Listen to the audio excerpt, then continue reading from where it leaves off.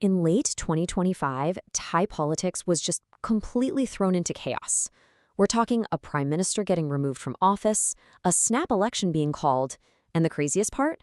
It all started with a single phone call. Let's get into how this all went down. So, picture this. It's August 29th. The country's constitutional court makes this stunning move and removes Prime Minister Paetongtarn Shinawatra from her job. Now, this wasn't just some minor political shuffle. This was a political earthquake, and it shook the very foundations of the government. So what could possibly trigger something so dramatic, right? A huge corruption scandal? Some catastrophic policy failure? Nope. The official cause was a single leaked phone call. Seriously, just one call brought the whole house of cards down. So in this explainer, we're going to connect the dots. We'll trace the path from that one simple phone call to a full-blown national crisis, and how it all led to a crucial election that could totally reshape Thailand's future. Okay, so let's start at the very beginning. Let's look at this single event that kicked off this entire political firestorm, that infamous leaked phone call. What's really wild is just how fast this all happened. I mean, look at the timeline. On June 15th, Prime Minister Paetongtarn has a private call with Cambodia's Hun Sen. 3 days later, bam, a 9-minute clip of that call gets leaked. In it, she's heard criticizing a Thai military commander. That same day, a key partner, the Boomjay Thai Party, just pulls out of the government. And by the very next day, the opposition is already demanding that parliament be dissolved. It was an absolute whirlwind. And the immediate impact of that move was just devastating for the government. 69. That's how many seats the Boomjay Thai Party had. So their withdrawal wasn't just symbolic, it instantly vaporized the government's majority in parliament, leaving it completely crippled. So with the government totally shattered, the stage was set for a really fascinating and, frankly, pretty unexpected shift in power. With the ruling coalition in tatters, the progressive opposition, the People's Party, suddenly found themselves in this incredibly powerful position. They basically became the kingmaker, holding all the cards for who would get to lead the country next. And, they used that power in a way nobody saw coming.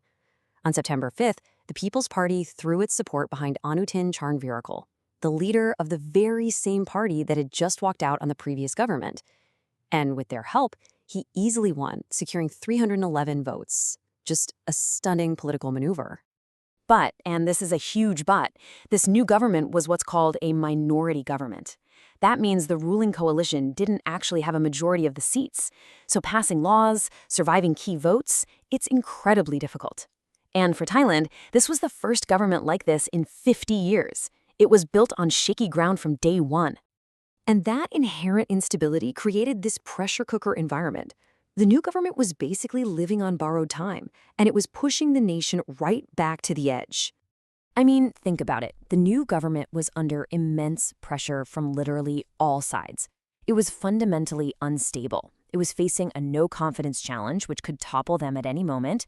The economy was a mess. And on top of all that, those border tensions that started this whole mess, they were back. Governing became nearly impossible. And it's so important to see the broader context here. While all this high-level political drama was unfolding, organizations like Human Rights Watch were pointing out that fundamental issues like repression and abuse were just continuing. This quote is a powerful reminder that for a lot of people, all the political chaos was just papering over these persistent, deeper problems. So, in the end, the pressure was just too much. The government was completely unworkable. On December 12, 2025, Parliament was dissolved, and that triggered a snap election, setting the date for February 8, 2026. And all of that brings us right here, to the showdown, the 2026 election, a truly high-stakes moment for the future of Thailand. When you boil it all down, this election is a three-way fight. You've got the progressives with the People's Party, the conservatives with the Boomjay Thai Party, and the populists from the Pheu Thai Party who are still trying to recover from this whole crisis. So, where are the voters leaning? Well, polls from January 2026 show the People's Party way out in front with 36%. Pheu Thai is in second at about 22%, and the Prime Minister's Boomjay Thai Party is trailing in third. So on the surface, it looks like a clear path to victory for the progressives. But of course, it's not that simple. The People's Party, even as the frontrunner, faces this huge dilemma. On the one hand, they're incredibly popular, especially with young and urban voters. But on the other hand, their reform agenda is really ambitious. And that makes it extremely difficult for them to team up and form a coalition with the more conservative establishment parties. It's a classic case where winning the most votes doesn't actually guarantee you get to govern. Which leaves us with this final, crucial question. In a deeply divided nation like Thailand, what's more important to actually lead the country? Being popular with the voters or having the political power to build a coalition? The results of this election are going to give us a fascinating answer.